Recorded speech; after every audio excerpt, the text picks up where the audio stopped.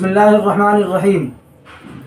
हज़रात नाज़रीन व नाज़रात, अस्सलामु अलैकुम व रहमतुल्लाहि व बरकातुहू। मैं मुक़ीम अहमद नदवी मुज़फ़्फ़रपुरी, मेरी तरफ से आप सभी का इस नदवी यूट्यूब चैनल में खैर मक़दम, मोस्ट वेलकम, खुश आमदेद और स्वागत है। नाज़रीन, आज के इस वीडियो में हम जानेंगे कि रमज़ान को रमज़ान क्यों कहते हैं। जैसा कि बोर्ड पर हमने लिखा है, हम रमज़ान को रमज़ान क्यों कहते हैं, यानी रमज़ान के महीने का नाम रमज़ान क्यों और कैसे पड़ा, इसको हम जानने की कोशिश करेंगे। ये वो सवाल है जो लोगों के दिमागों में घूमता रहता है, जिसके जवाबात 3 उलमा ने अपने अपने ज़ौक़ तहक़ीक़ से दिया है।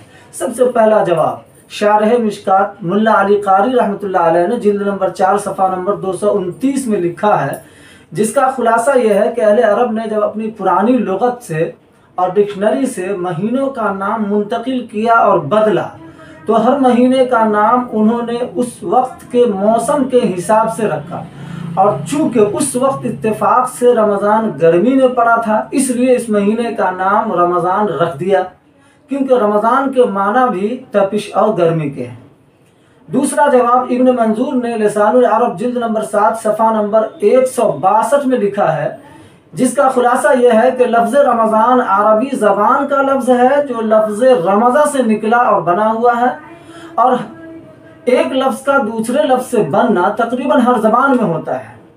इसका माना यानी रमज़ान का माना तपिश और गर्मी है, और चूँकि रमज़ान में रोज़ा रखने वाला तपिश और गर्मी महसूस करता है, इसलिए उसका ये नाम रख दिया गया।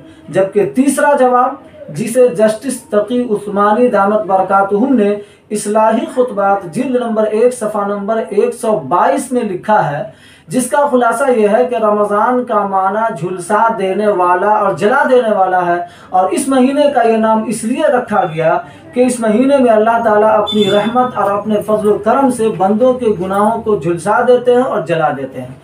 वल्लाहु आलम बिस्सवाब। वीडियो पसंद आए तो लाइक कीजिए, शेयर कीजिए, कमेंट कीजिए, चैनल को ज़रूर सब्सक्राइब कीजिए। फ़कत वस्सलाम, अल्लाह हाफ़िज़।